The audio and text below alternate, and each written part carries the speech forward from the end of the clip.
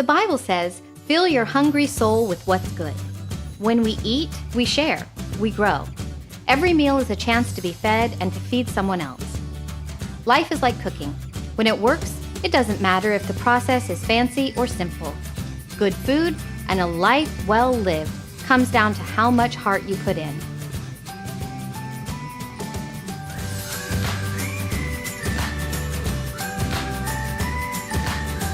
Welcome back to the third episode of our Thanksgiving special.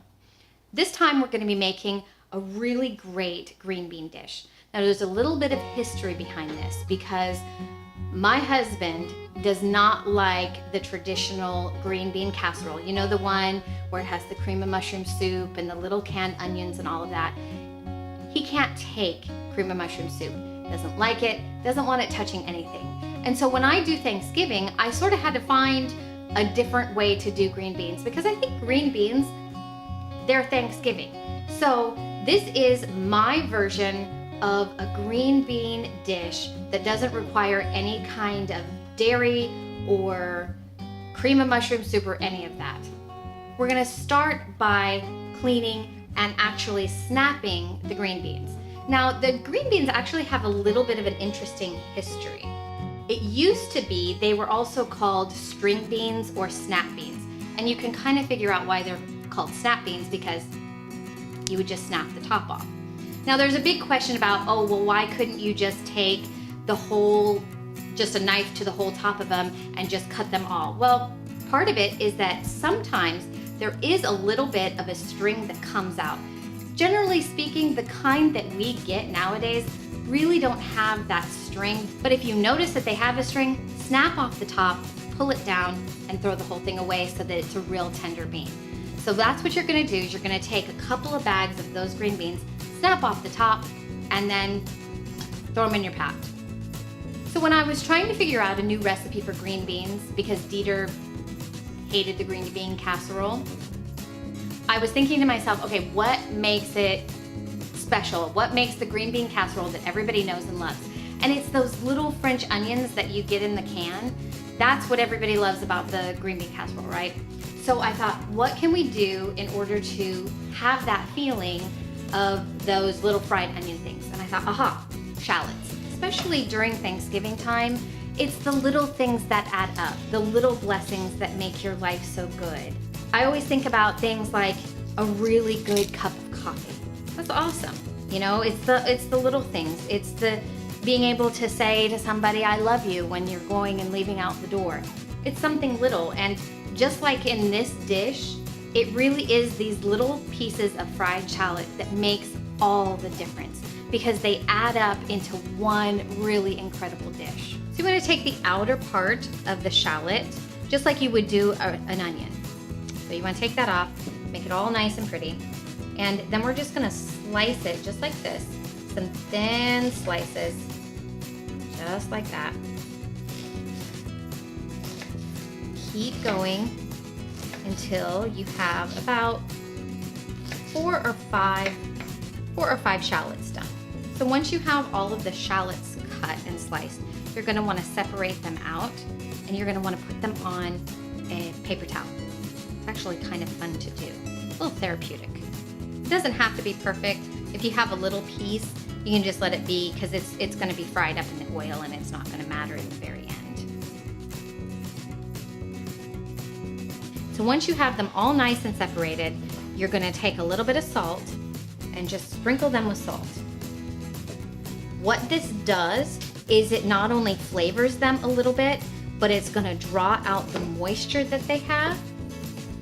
And we're gonna leave these just for a second. We're gonna cover them with a paper towel on top so that the moisture, and you can kind of already see that the moisture is coming through, but we wanna leave this for about 10 minutes or so. You wanna add oil, about a half a cup or so, into the pan, and you wanna put it on a medium-high heat. Let it really get hot so the onions fry up quickly. When you're frying these, you want to make sure that you're not overcrowding, that everybody has room in the oil so it fries evenly. Also, it's really important to not walk away from this because they go from not cooked to super cooked very, very quickly. You also can start to tell when they're done because the bubbles around them will start to slow. That's all the moisture leaving. This is a little bit time consuming, but it's so worth it in the end. These are so yummy. They're just like little bits of heaven.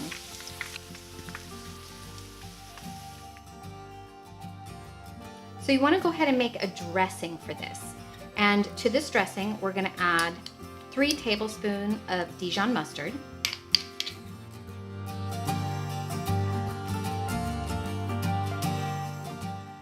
3 tablespoons of apple cider vinegar, 3 tablespoons of pure maple syrup,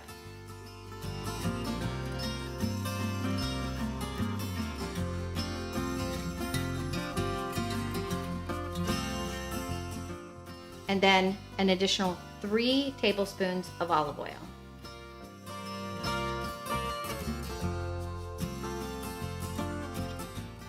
We want to mix that all together. A lot of whisking.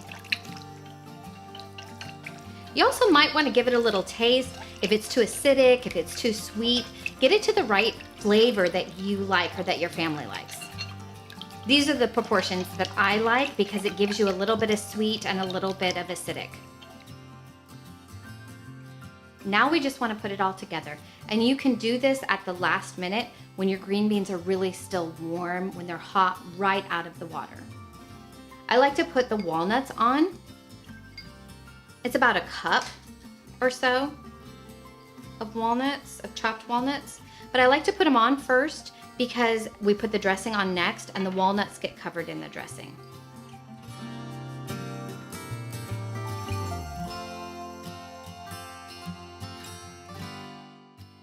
Then go ahead and start to apply the dressing. You want to make sure that most of the green beans get covered.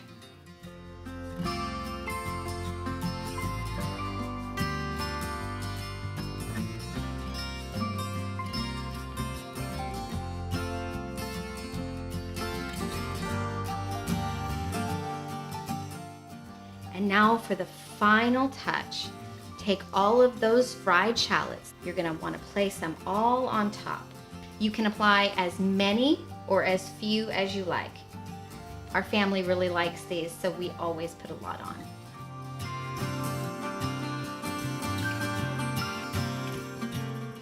Thanks for watching. If you enjoyed this video, please give it a thumbs up and subscribe to our channel.